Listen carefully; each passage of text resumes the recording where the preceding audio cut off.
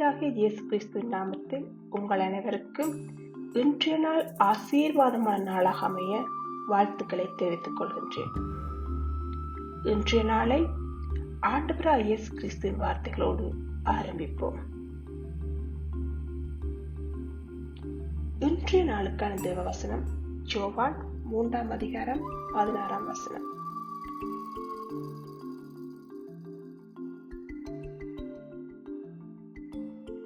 தேவன் தம்முடைய ஒரே பேரான குமாரனை விசுவாசிக்கிறவனோ அவன் கெட்டு போகாமல் நித்திய ஜீவனை அடையும்படிக்கு அவர் அவனை கொடுத்தார்.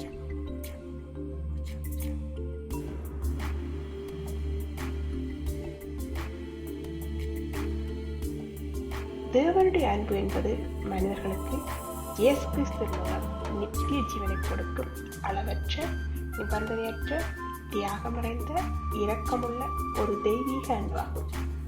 இது மன்னிப்பு, கிருபை, மனம் திரும்புதல் மூலம் நம்முடைய பாவங்களை நீக்கி கஷ்டங்களில் ஆறுதல் அளித்து உலகளாவிய ரட்சிப்பை விரும்புவதாகும். இது மனித இயல்பை விட மேலானது. நன்மைக்கு தீமை செய்வதே தெய்வீக அன்பு. மற்றவர்களிடம் அன்பை வெளிப்படையாக வெளிப்படுத்தும் போது சில சமயங்களில் நாம் சங்கடமாக உணரலாம். ஆனால் வேதாகமம் தேவனுடைய அன்பை பிரபல்யப்படுத்துவதில் சற்று தயங்கவில்லை. எரேமியா தீர்க்கதரிசி அநாதி சிநேகத்தால் உன்னை சிநேகித்தேன், ஆதலால் காரணியத்தால் உன்னை இழுத்துக் கொள்கிறேன் என்று தேவன் தன் ஜனம் மீது வைத்திருக்கும் மென்மையான அன்பை விளங்க பண்ணுகிறார். ஜனங்கள் தேவனை விட்டு திரும்பினாலும் தேவன் அவர்களை மீண்டும் தன்னிடமாய் சேர்த்துக் கொள்கிறார். இஸ்ரவேலுக்கு இளைப்பாறுதலை கட்டளப் போகிறேன் என்று தேவன் வாக்கு பண்ணுகிறார். இயேசு தேவனுடைய மறுசீரமைக்கும் அன்பின் இறுதி வெளிப்பாடாக இருக்கிறார். அவரிடம் திரும்பும் அனைவருக்கும் சமாதானத்தையும் இளைப்பாறுதலையும் அருளுகிறார். தொழுவத்திலிருந்து சிலுவை வரை, வெறுமையான கல்லறை வரை வழி தப்பி போன உலகத்தை தம்மிடமாய் சேர்க்கும் தேவனுடைய சித்தத்தின் திருவுருவாய் இயேசு திகழ்கிறார். வேதத்தை முழுமையாய் படியுங்கள், அப்போது தேவனுடைய அன்பு என்பதற்கான அநேக வழிகளை தெரிந்து கொள்வீர்கள்.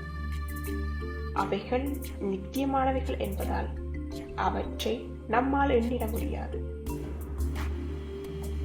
தேவனுடைய அன்பின் தன்மைகள்: முதலாவது, முடிவில்லாதது. அவருடைய கிருபையும் அன்பும் ஒருபோதும் முடிவதில்லை. இரண்டாவது, புதியது.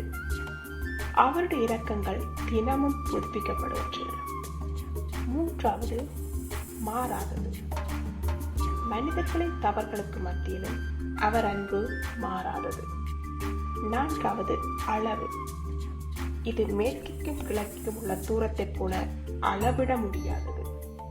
ஐந்தாவது, தியாகம். தேவனுடைய ஒரே குமாரனான இயேசுவை நமக்காக கொடுத்தது. இது அளப்பெரிய அன்பின் அடையாளம். ஆறாவது, நிபந்தனையற்றது. பாவிகளாகிய நம் மீது வைத்த அன்பு நம்மை புறம்பே தள்ளுவதில்லை. ஏழாவது, இரக்கமும் கிருபையும். பாவங்களை நீக்கி மனதுருக்கத்துடன் கவனிக்கும் அன்பு. எட்டாவது, ஆறுதல். உபத்திரவங்கள் பெருகும் போது ஆறுதல் அளிக்கும் வல்லமை கொண்டது. ஒன்பதாவது, தெய்வீகமானது. நன்மைக்கு தீமை செய்வதே தெய்வீக அன்பு. இது மனித இயல்பை விட உயர்ந்தது.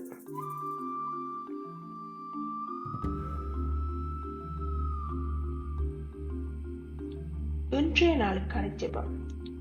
அன்பு நிறைந்த பரலோக பிதாவே, உம்முடைய நிபந்தனையற்ற அன்பிற்காக நன்றி. உமது அன்பின் ஆழத்தை உணரவும் என் இதயத்தின் காயங்களை குணமாக்கவும் எனக்கு உதவி செய்யும். உம்முடைய பரிசுத்த ஆவியின் மூலம் என்னை நிரப்பி உம்முடைய அன்பை மற்றவர்களுக்கும் குறிப்பாக என் அயலாருக்கு காட்ட என கிருபை தாரும். நான் உம்மை முழு மனதுடனும் முழு ஆத்மாவோடும் முழு பலத்துடன் நேசிக்கவும் என் அண்டை விட்டாரை நேசிக்கவும் கற்றுக்கொள்ளுங்கள். இயேசுவின் நாமத்தில் ஆமென்.